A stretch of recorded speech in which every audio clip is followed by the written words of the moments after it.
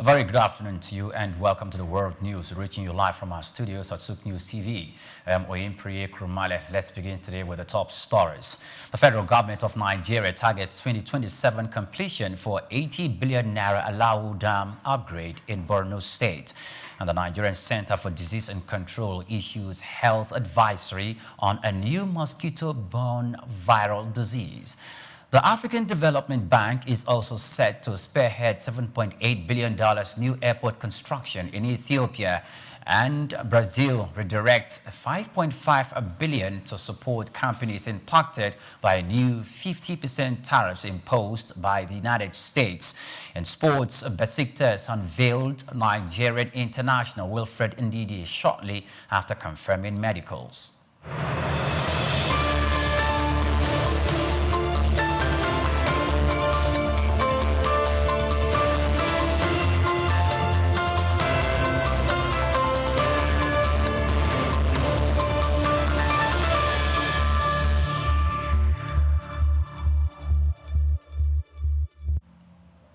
Welcome back, and now we begin. The federal government has confirmed that the 80 billion naira upgrade of the Alawu Dam in Borno State will be completed by 2027, transforming the aging facility into a multi-purpose asset for irrigation, water supply and future hydroelectric power generation.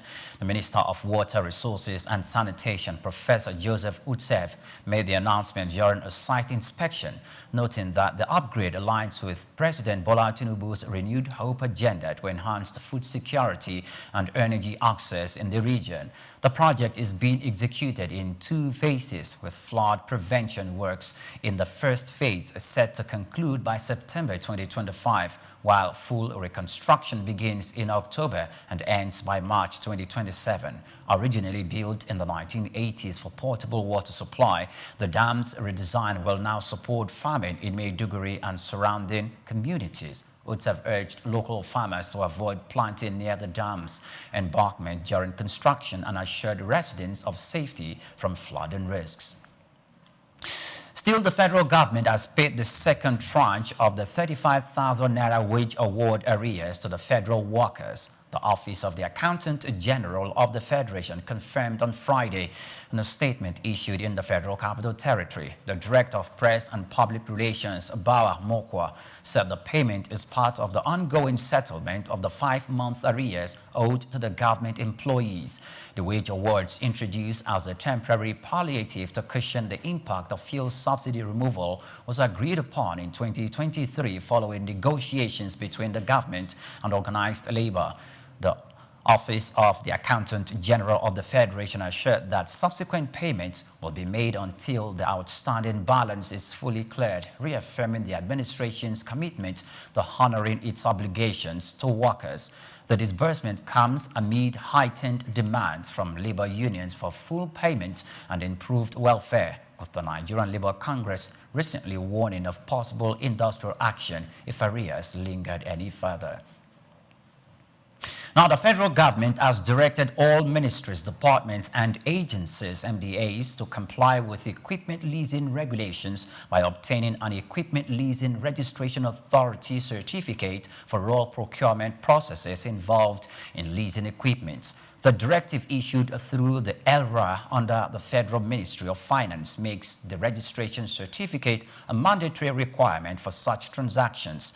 Registrar and CEO of ELRA, Donald Wakoma, confirmed the policy in a statement on Thursday in the Federal Capital Territory, stressing that the move aims to enforce standard procedures and proper documentation in the country's equipment leasing sector. He said he will measure improved transparency, strengthen compliance, and ensure that leasing activities across the government institutions follow due process. The compliance order applies to all the federal MDAs and is expected to be implemented in an ongoing and future procurement involving leased assets. The government noted that the directive will help regulate the leasing industry, boost accountability, and align public sector operations with national economic development goals. Now, the chairman of the Revenue Mobilization, Allocation and Fiscal Commission, Dr. M.B. Shehu, has urged the Nigerian government to integrate the informal sector into the national tax system to strengthen domestic revenue and reduce reliance on oil. Speaking at the 2024 National Council on Finance and Economic Development Conference in Bauchi, he emphasized the importance of expanding the country's tax base through efficient administration, noting that oil dependence and rising debt levels demands urgent fiscal diversification. Shehu highlighted untapped revenue potential in agriculture, solid minerals, tourism, and technology, recommending reforms to tax systems, greater transparency, and reduced external borrowing. He called domestic revenue a foundation for national planning and economic self-reliance. The meeting brought together key financial leaders, including Finance Minister, Accountant General, and the State Finance Commissioners, to strategize on sustained economic growth. Now, the Nigerian Center for Disease Control and Prevention has issued a public health advisory on chikungunya, a mosquito-borne viral disease currently spreading across multiple countries. The health agency also advised Nigerians to remain vigilant despite confirmed cases in the country this year. The advisory issued on Friday via the agency's X handle followed reports from the World Health Organization and the European Center for Disease Prevention and Control, indicating that more than 240,000 cases and 90 deaths have been recorded in at least 16 countries in 2025. China alone has reported nearly 5,000 cases since July, with Guangdong province accounting for about 3,000 cases in 1 week, according to reports. Now, the Raw Materials Research and Development Council has called for a 60% reduction in Nigeria's raw material imports within the 5 years to drive industrial growth and reduce capital flight. Speaking at the 2025 Nigeria Manufacturing and Raw Materials Expo in Lagos, the Director General, Professor Nanyelugo Ikemunso, highlighted that over 70% of manufacturing inputs remain imported, resulting in a raw material import bill of 4.53 trillion naira in the first 9 months of 2024. He awarded that such reliance weakens job creation and value retention. To reverse the trend, the Raw Materials Research and Development Council is pushing for aggressive local sourcing, stronger research industry ties, industrial hubs near resource zones, and tax incentives for firms using local inputs. The council recently commissioned over 50 local bill pilot plants and hailed the Senate's passage of a bill mandating 30% value addition before raw materials can be exported. Backed by new executive orders and tax breaks, the federal government says import bans will apply to products manufactured locally at commercial scale. Now, the Nigerian Upstream Petroleum Regulatory Commission has warned of an impending manpower crisis that could undermine the country's energy security and global competitiveness. Commission Chief Executive Engineer Gbenga Komolafe, speaking at the 48th Nigerian Annual International Conference and Exhibition organized by the Society of Petroleum Engineers in Lagos, stressed the urgent need to groom a new generation of skilled professionals for the oil and gas industry. He noted that the sector faces a growing talent gap as experienced workers retire and fewer young people acquire the technical expertise needed to replace them. Without immediate and targeted investment in human capital development, Komolafe warned that Nigeria risks losing its edge in a rapidly evolving global energy landscape. He called for stronger industry academic collaboration, expanding training programs and incentives to attract young Nigerians into petroleum engineering, geoscience, and related fields. The move, he said, is essential to sustaining production, driving innovation, and securing the nation's long-term energy future. We're going to break. We'll be back in a moment. Do stay with us.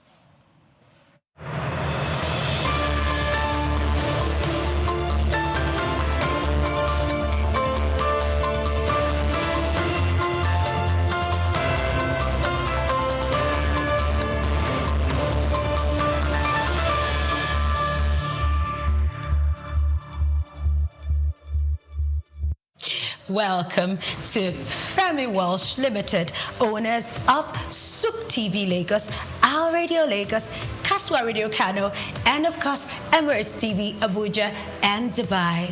Our niche market for media is business, economy, and development. At Femi Walsh, we promote your company's products and services using our world-class facilities. From our radio to SouQ TV, what you get is nothing but the best of the very best. And if you're looking for the premium production firm for your events and corporate coverage, think no further, because we offer you the best of industry stuff. With high-definition cameras ranging from 4K to 8K multicam setups, high-directional microphones, and real-time streaming encoders, we give you a production like none other. And if you're looking to produce podcasts, adverts, and documentaries, our team of experts will ensure that you convey your message clearly and professionally. Femi Walsh, Global Vision, Local Impact.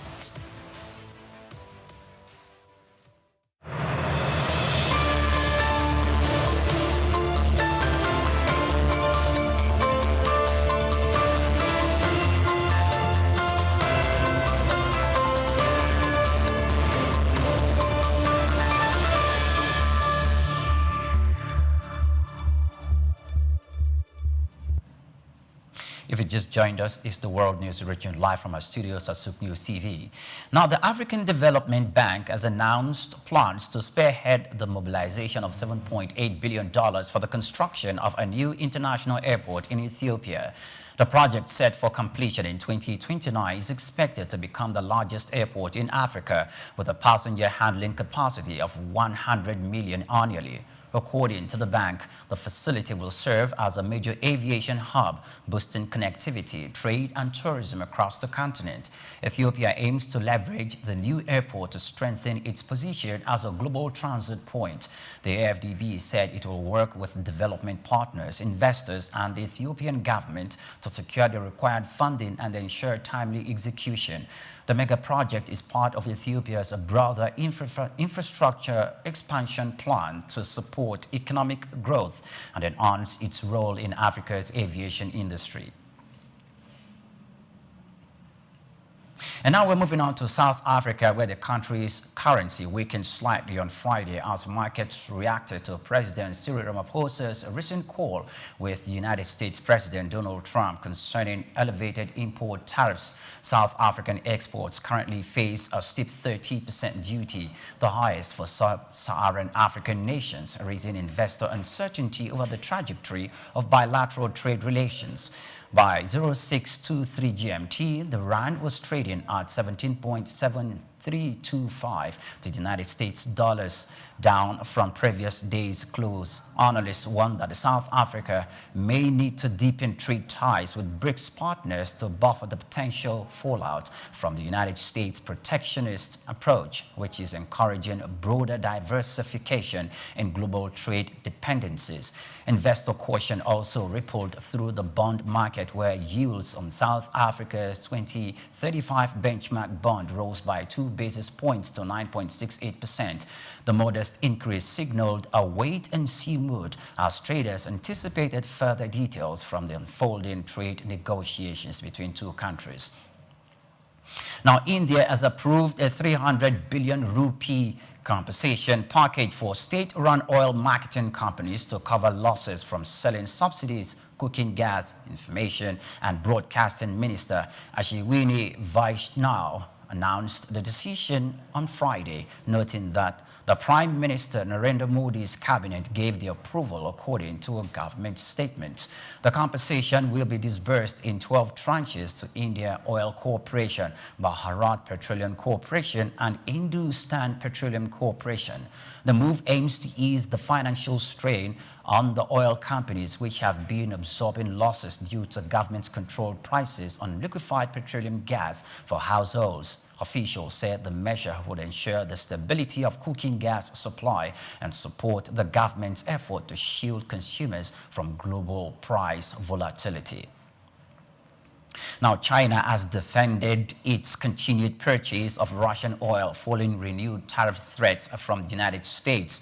In a statement issued on Friday, August 8, 2025, the Chinese Foreign Ministry said its trade and energy cooperation with Russia remains lawful and aligned with national interests. The response follows President Donald Trump's decision to impose secondary tariffs on India over its energy trade with Moscow. China emphasized its sovereign right to maintain economic ties with all nations, including Russia, and declared it would continue securing energy supplies through reasonable means. The ministry stated that Beijing's actions are consistent with global trade norms and necessary for energy security. Amid rising geopolitical and economic pressure, the development marks an escalation in the global trade environment, with growing concern among markets about the impact of politically driven energy restrictions. Analysts warn that the new tariff could further destabilize the global supply chain, increase energy costs, and deepen divisions in international trade relations.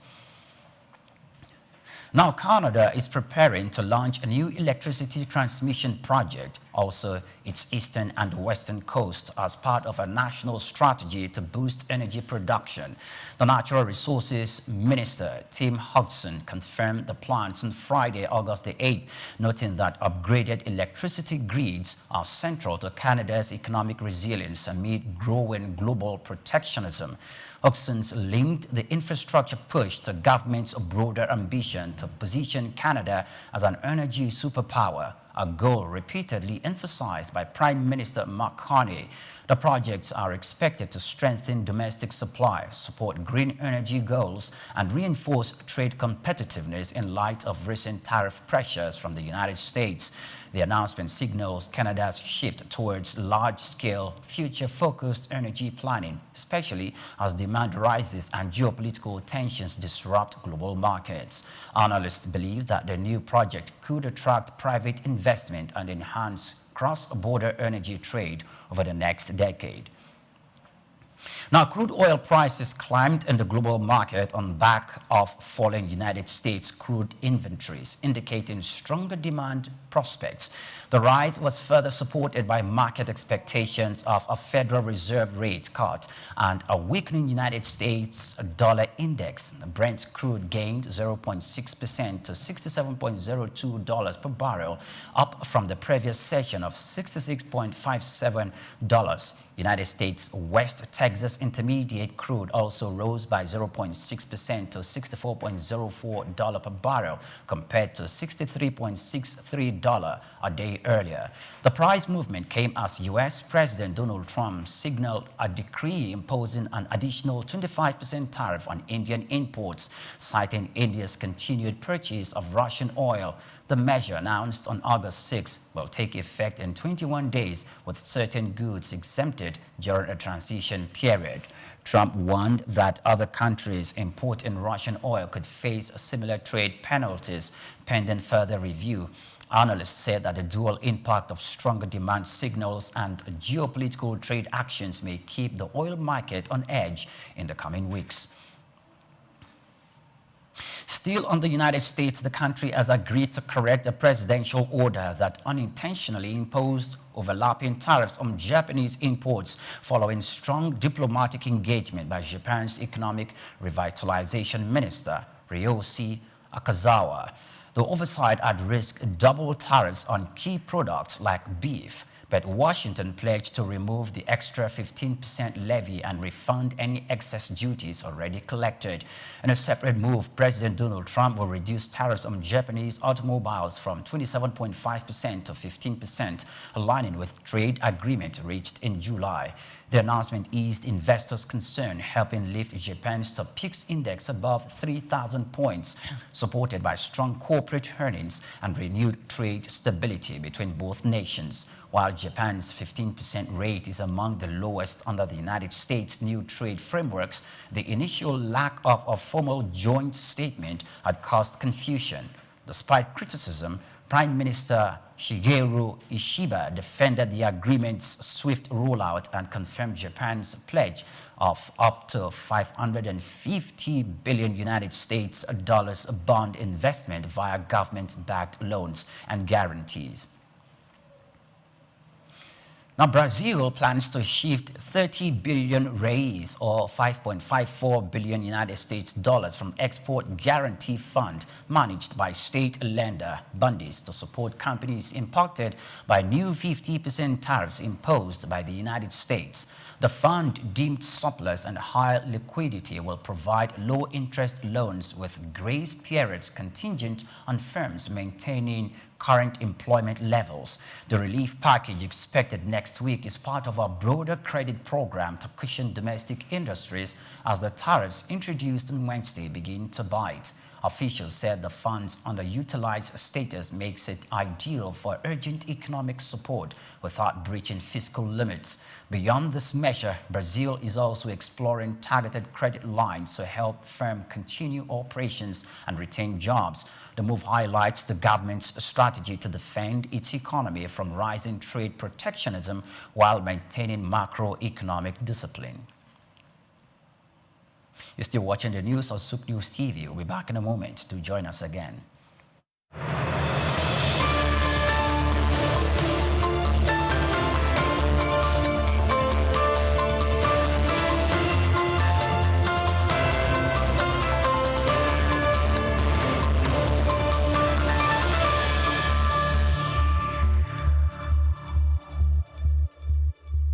At the Africa Development Studies Center, ADSC, we are committed to driving sustainable growth and development across Africa through innovative training and research.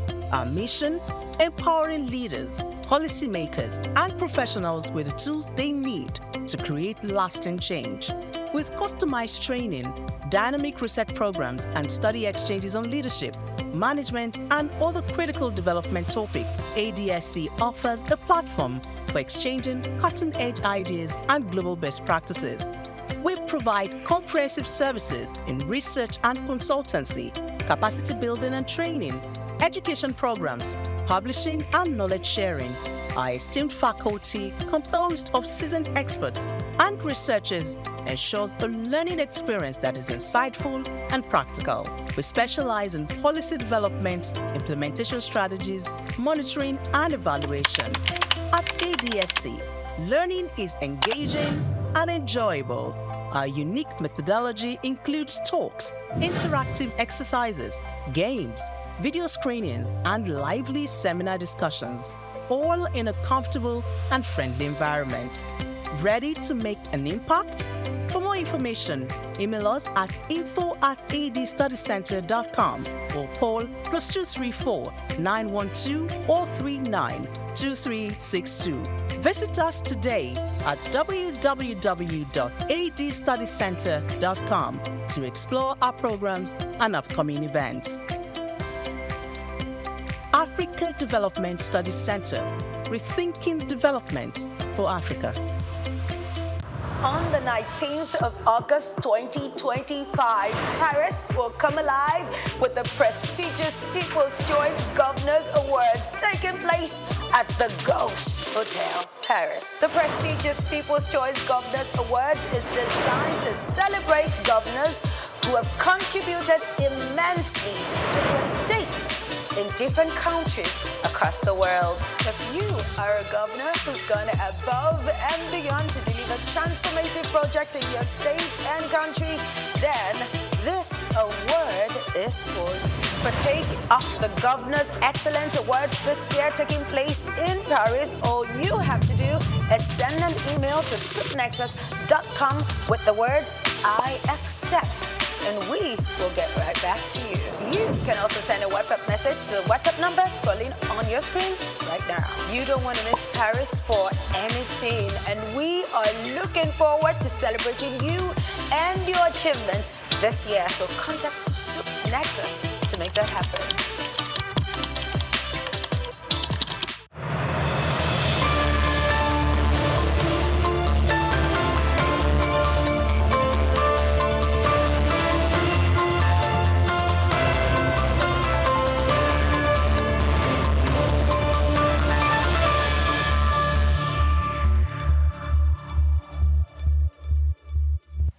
Welcome back. Many thanks for joining us on the news. Now, the United States has reinstated 450 positions at the National Weather Service, including meteorologists, hydrologists, and radar technicians to improve forecasting and emergency response amid rising climate-related disasters. Officials said the move is vital for public safety and resilience as the nation faces more frequent extreme weather events. The decision follows sharp criticism that staff shortages contributed to delay alerts during deadly flash floods in Texas this year, which killed over 130 people. Lawmakers argue that full staffing is essential to meeting the growing demand for accurate and timely weather forecasts. The restoration is part of a broader federal effort to rebuild essential agencies after years of cost-cutting. Congress is also weighing legislation to make these roles permanent, ensuring the National Weather Service can operate effectively and consistently regardless of future political or fiscal challenges.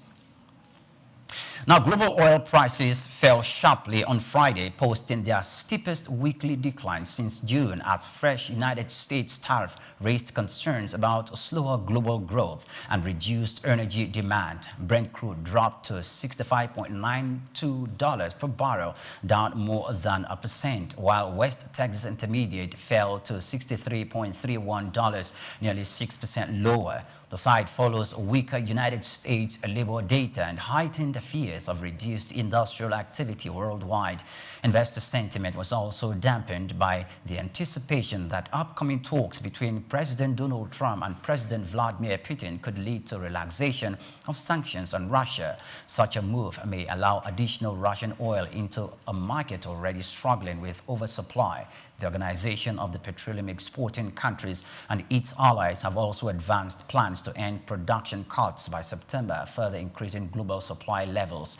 United States crude has now fallen for 6 consecutive sessions, matching its longest slump since December 2023.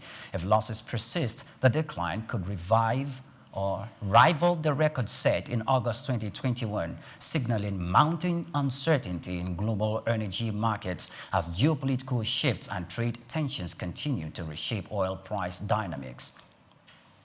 And now to sport, Besiktas have unveiled Nigerian midfielder Wilfred Ndidi after passing medicals, confirming they have entered formal negotiations with Leicester City over a potential move for the Super Eagles star. In a disclosure filed to the public disclosure platform on last Thursday, the club announced that discussions had commenced with both player and his club regarding a potential transfer to the Turkish Super League giants. Ndidi, 27-year-old, has been a mainstay at Leicester City since joining from Genk in 2017 and played a key role in Fox's Premier League campaign last season. Now, Spain have returned to the top of FIFA's women's ranking, replacing the United States, according to the latest update released on Thursday. Spain regained the #1 spot despite losing to England in the last month's European Champions final. The US had held the position since August 2024 after securing gold at the Paris Olympics. The marks Spain's second stint at the summit, having first claimed the top-ranking position from December 2023 to June 2024 following their FIFA Women's World Cup triumphs. The shake-up reflects the increasing competitive landscape in women's football, with Spain and the US continuing to trade dominance on the global stage. Now that's a wrap on the news, but before we go, here's a recap of today's top stories. The federal government targets a flooding area, completion of 80 billion naira Alao Dam upgrade in Borno State. Now, the Nigerian Center for Disease Control issues health advisory on a new mosquito-borne viral disease. And the African Development Bank is set to spearhead $7.8 billion new airport construction in Ethiopia. And Brazil offset a trade deficit with $5.5 billion. And in sports,